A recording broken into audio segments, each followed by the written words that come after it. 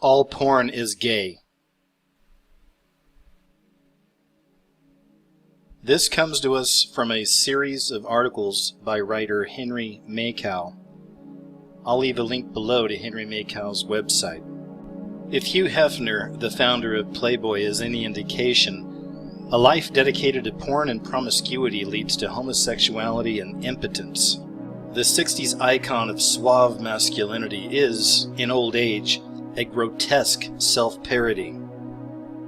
Hefner, who is now well into his 80s, pays a bevy of whores $2,000 a week to be his girlfriends and have sex with him every Wednesday and Friday. He uses Viagra and watches male gay porn to stay erect, while as many as 10 concubines mount him in succession, while the other girls simulate lesbian sex all around the bedroom to keep him aroused. He doesn't really do anything, says Jillian Spaulding, author of the book Upstairs. He just lies there with his Viagra erection. It's just a fake erection, and each girl gets on top of him for about 2 minutes while the girls in the background try to keep him excited. They cheer him on, they cheer her on. They yell things like, "F her daddy, F her daddy." No one becomes a playmate without having intercourse with Hefner. The quote, "girl next door" is now a whore, and Hefner's model and example of arrested development is a fitting epitaph for his Playboy philosophy.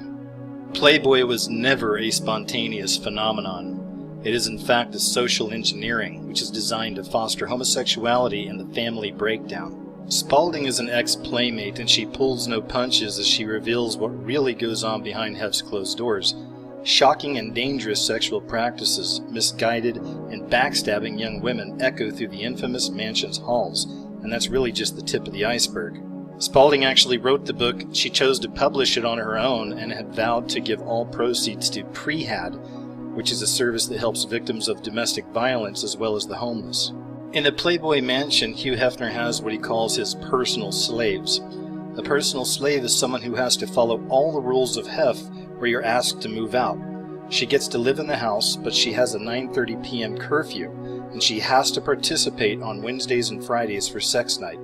They're required nights for sex. You have to go upstairs to Hef's bedroom unless you just had a nose job or a major operation. Otherwise, you have to go. Even if it's that time of the month or you're sick and the doctors tell you that you can't participate, you still have to show up that night. On sex night, you go upstairs and the girls that are brand new or the girls who don't have their own room yet have to take a bath. That's a requirement. You also have to put on a certain pair of pink pajamas. They're all lined up and neat. You can tell they've been to the cleaners. They tell you to put them on even though you take them off as soon as you enter the room. It's pitch dark in there, and there's loud techno music playing. There's also 2 big screen TVs. As far as the sexual encounter goes, he doesn't really do anything. He just lies there with his Viagra erection. It's a fake erection, and each girl gets on top for a few minutes while the girls in the background try to keep him excited. The main girlfriend, when they're done, wipes off his penis. She's the girl who actually shares the bed with him. She sleeps there all night. She's around 22 years old and uses the same girls all the time. It's interesting because each girl pairs up with another girl and they pretend to have girl-on-girl sex while Hef is having his turn with the other girl. It's not real lesbian sex. We're all just pretending, because nobody really likes each other. There's also gay porn playing constantly in the background. It's also important to understand that pretty much every woman that makes it into Playboy has had sex with Hugh Hefner. However, some girls don't have to be hoes to get in, like Carrie Harrison. She was in soap operas, so she already had a following. She didn't have to be a hoe. But if you want to try getting in Playboy by sleeping with Hef, how does it work? What's the first step? Do you just come up to him in a club and tell him you want to be in Playboy if he likes you? He takes you? Does he take you home? Yes. In the book, I list real names of girls who actually slept with Hugh Hefner and made Playmate, and as soon as they made Playmate, they moved out. And each and every one of these women approached Hugh Hefner in the way I just described. The establishment agenda is to destabilize and neuter us by encouraging homosexual behavior. This ensures we don't propagate, since homosexuals have sex but typically don't have children. They redefine homosexual as a sexual preference or a lifestyle choice rather than a developmental disorder so as to entrap us. Never mind that the vast majority of homosexuals come from dysfunctional families or suffered sexual abuse as youths, our reluctance to embrace homosexuality is considered bigotry. In response, let's take liberties with these definitions ourselves. Having the right paradigm is the key to healthy behavior. Forget about what you normally think of gay or straight. Think of heterosexuality as monogamous and dedicated to rearing children, and homosexuality as promiscuous and concerned with sex for its own sake. Heterosexuality involves bonding permanently with a member of the opposite sex for love and usually procreation. It is participating in the natural cycle of life, in the intrinsic meaning of life. Personal and societal health depend on heterosexuality. Homosexuality is a form of arrested development caused by an inability to form a heterosexual bond. As a result, homosexuals compensate using sex as a surrogate for love. In these terms, society has become more homosexual because due to the social engineering, i.e. sexual revolution, feminism, many heterosexuals now fail to permanently bond. Normally, happily married heterosexuals can put sex in perspective and move on to more important things. A perceptive reader recently wrote to me, "If heterosexual sex outside of marriage is acceptable, if we eliminate the procreative aspect from sex, are heterosexuals any different from homosexuals in regards to the sexual activity?" Exactly. I know these definitions are not politically correct. PC, of course, is propaganda, social engineering, and mind control. PC is actually an old Communist Party term. I do not disparage gays. According to my definitions, the vast majority of homosexuals are really heterosexuals like Hugh Hefner, and a small minority of homosexuals are monogamous and partake in some heterosexual values. The Illuminati bankers needed to introduce, quote, world government to translate their unjust monopoly over credit into total world control. They realized that they couldn't take control until they destroyed the family. This was a main plank of the Communist Manifesto in 1848, along with the creation of a private central bank. Every major revolution in modern history has increased Illuminati banker control, and the sexual revolution is no exception. The Illuminati used Hugh Hefner's Playboy to divorce sex from love, marriage, and family. They own the major cartels and control the media through advertising. Human beings are malleable and take their standards from movies. There is nothing so destructive to human society as the separation of sex and love. It literally reduces men to dogs and women to fire hydrants. The Illuminati wishes to harness sex in the interests of hate. Love is the enemy of hate and must be destroyed. According to our definition of homosexuality, which is promiscuity outside of love and/or procreation, all pornography is gay. The porn consumer is engaged in a promiscuous, masturbatory fantasy. He is not focused on his marriage or progeny.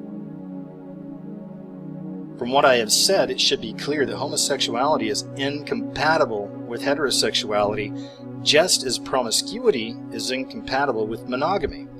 Many gay activists admit that their ultimate goal is to destroy heterosexuality. Pornography is poisoning heterosexuality. There is a place for tasteful nudity as a stopgap while seeking marriage. But as you know, pornography has reached epidemic proportions. Adult Video News predicted revenue of $12.6 billion this year alone. The internet has literally thousands of porn sites. TV and pop music increasingly are becoming even more pornographic themselves.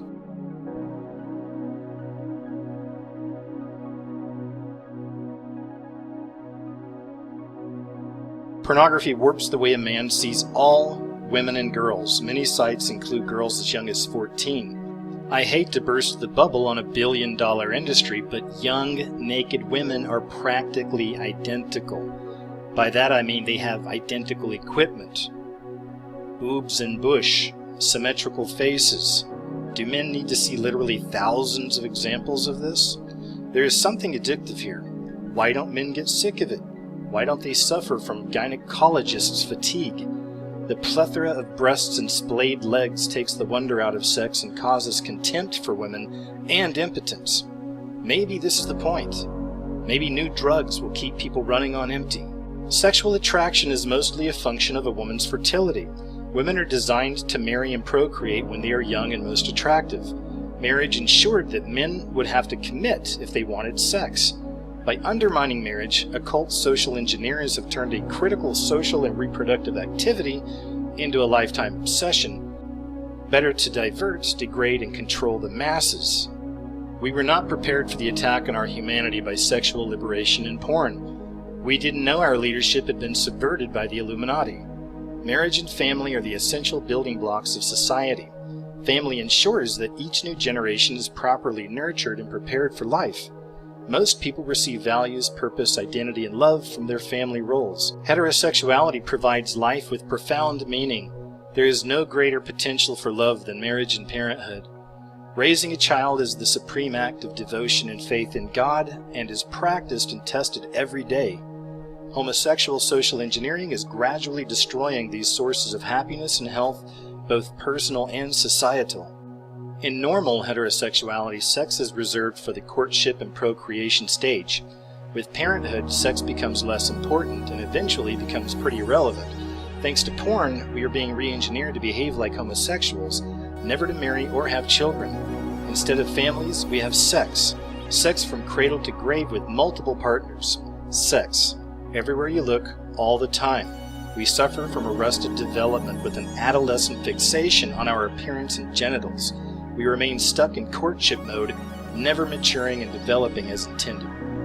Feminism is an excellent example of how the Rockefeller mega cartel uses the awesome power of the mass media to control society. In 40 short years, many women have lost touch with their natural loving instincts. Consequently, the family is in disarray, and sexual depravity is rampant, and birth rates have plummeted. A woman literally gives herself to her husband and children and is fulfilled by seeing them thrive and receiving their love, respect, and gratitude in return. A woman makes this supreme sacrifice to only one man who will cherish her and provide for his family. Men instinctively want to fulfill this responsibility. This is the essence of the heterosexual contract.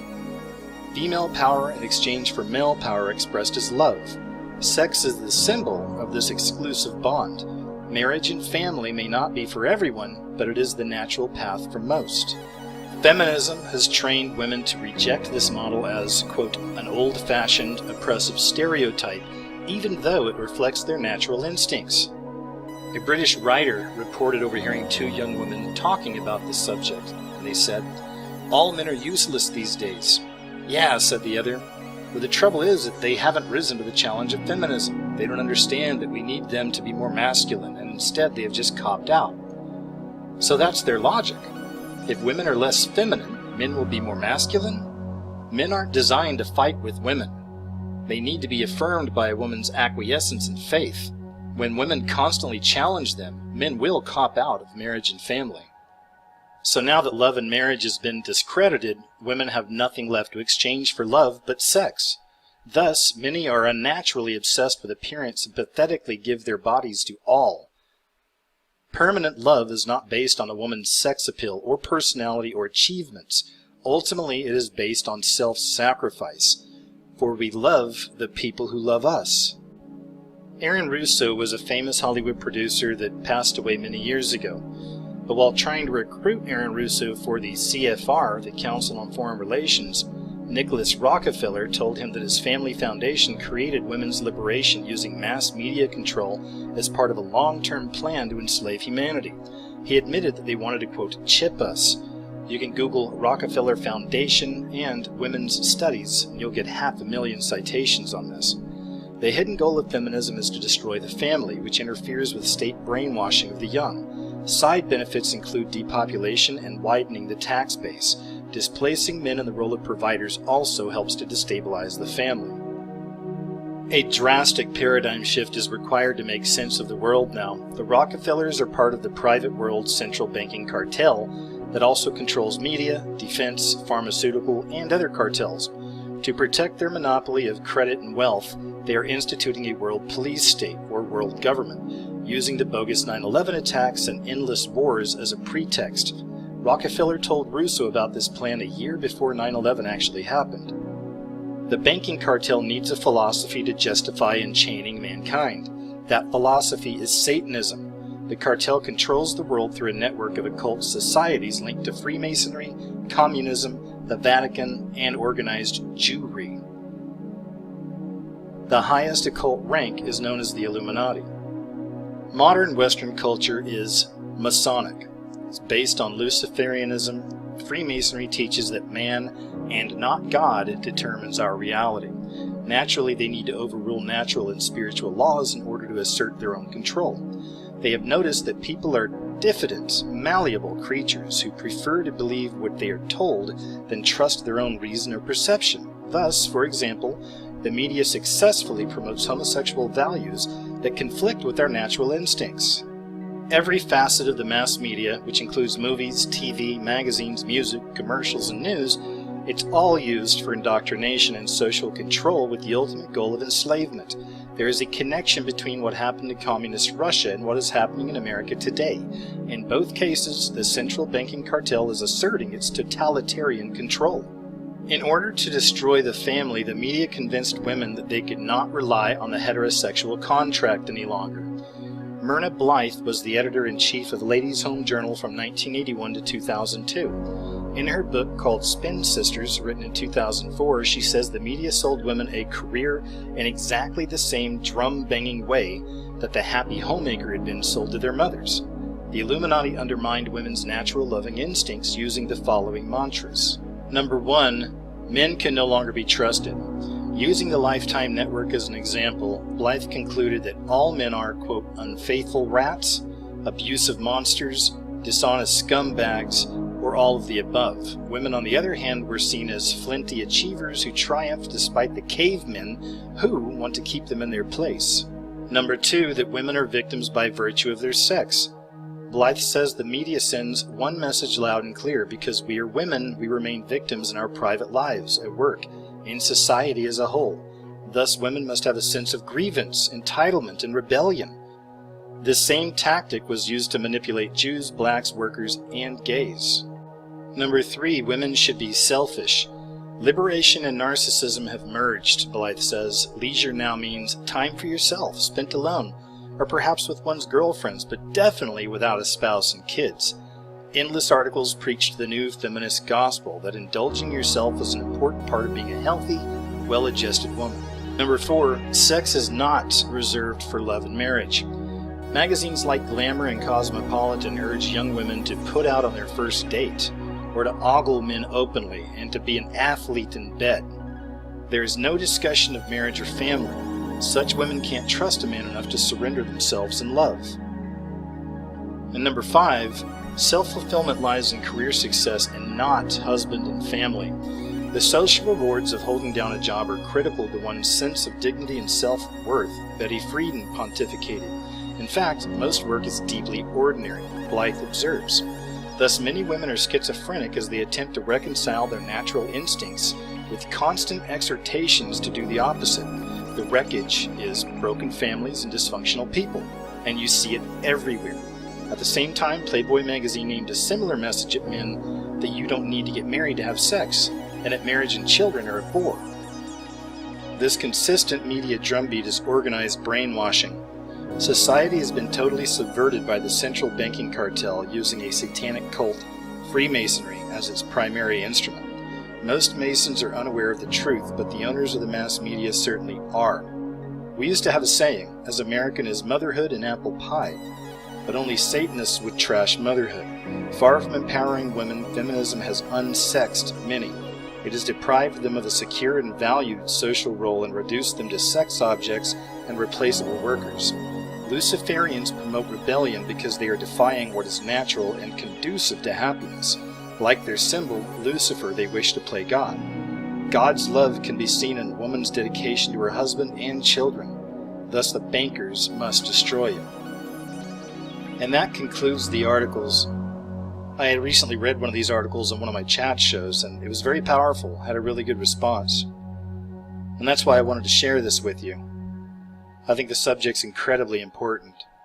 And what makes the information of these articles that much more intense, at least to me, is to consider the fact that they were written several years ago. If you look at our world today and read these articles once again, they could have been written yesterday. So thanks again for checking out the video. Take care out there, you guys, and I'll talk to you real soon.